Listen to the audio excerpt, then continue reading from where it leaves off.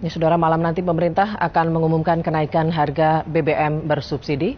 Kenaikan harga BBM akan disertai pemberian kompensasi untuk rakyat miskin berupa bantuan langsung sementara masyarakat atau BLSM, pembagian raskin, serta beasiswa. Efektifkah pemberian kompensasi yang hanya akan berlangsung selama 4 bulan ini? Berikut wawancara reporter SCTV Rini Sutendi dengan Menteri Keuangan Khatib Basri. Bersama saya sudah ada Menteri Keuangan Khatib Basri, dan ini kenaikan BBM ini tentunya juga menjadi cukup kontroversi begitu saudara, karena sebagian masyarakat menilai ini memberatkan karena akan memicu inflasi, juga kenaikan bahan pangan dan juga termasuk tarif angkutan. Nah, Bapak menanggapi akan hal ini begitu Pak, bagaimana sebetulnya pemerintah akan mengantisipasi jika dampak dari kenaikan BBM ini terjadi begitu di masyarakat? Harga premium atau gasolin atau BBM bersubsidi itu di pasar internasional harganya sekitar 9.800, ambil dari 9.500 ya.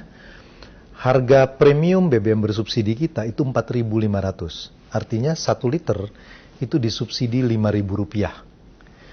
Kalau orang pakai mobil ya, dia sehari itu bisa konsumsi 20 sampai 30 liter. Berarti kalau 30 liter dikalikan dengan 5.000, itu sehari dia menikmati subsidi Rp150.000. Orang yang pakai mobil. Ya.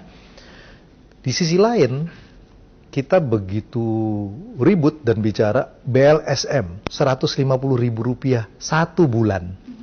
Ya. Itu menimbulkan persoalan.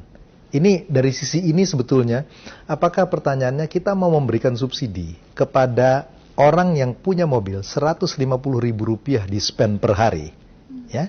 Atau subsidi ini diberikan Rp150.000 bukan per hari, tapi sebulan untuk kelompok yang miskin. Dari sini saja sudah menjelaskan bagaimana subsidi BBM itu timpang dan salah arah. Tapi permasalahannya adalah kenapa sih Pak harus BBM begitu yang dikurangi subsidinya? Kenapa bukan dari sektor lainnya seperti mungkin menggenjot ekspor ataupun juga dengan diversifikasi energi yang lain? Pemerintah itu selalu akan bisa cari revenue. Apakah dari pajak, apakah dari mana supaya defisitnya itu bisa tertanggulangi. Tapi pertanyaannya adalah apakah kita akan membiarkan Rp150.000 setiap hari dinikmati orang kaya? Jadi alasan pertama dari subsidi BBM naik itu adalah soal struktur subsidinya yang sama sekali tidak mencerminkan keadilan. Bahwa kemudian dia membawa implikasi kepada defisit, kepada makro, itu adalah soal kedua. Tapi sebagian masyarakat juga sih Pak meragukan gitu. Apakah program BLSM ini memang bisa berjalan dengan baik begitu?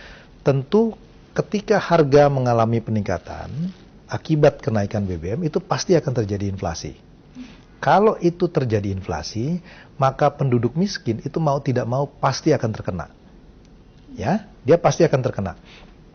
Perhitungannya kalau BBM dinaikkan dari premium tuh 4.500 menjadi 6.500, kemudian solarnya itu dari 4.500 menjadi 5.500, maka persentase penduduk miskin itu bisa meningkat dari 10,5% menjadi 12,1%, atau sekitar 1,6%. Total penduduk Indonesia itu sekitar 250 juta, berarti akan ada tambahan penduduk miskin 4 juta.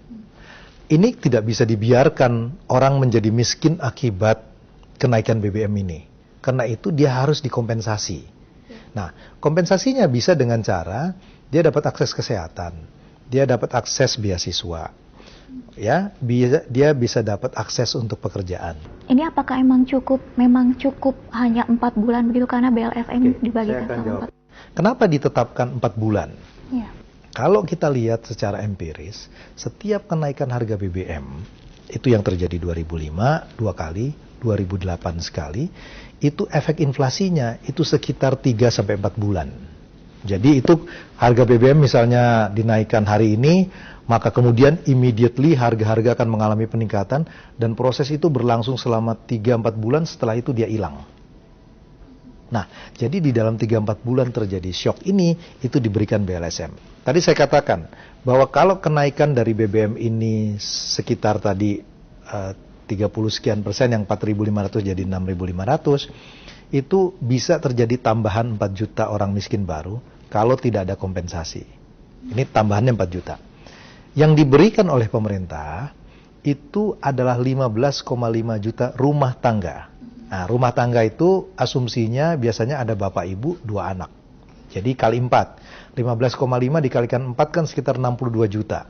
Jadi 62 juta orang akan mendapat BLSM, sementara yang kena dampak dari poverty, kemiskinannya itu sekitar 4 juta.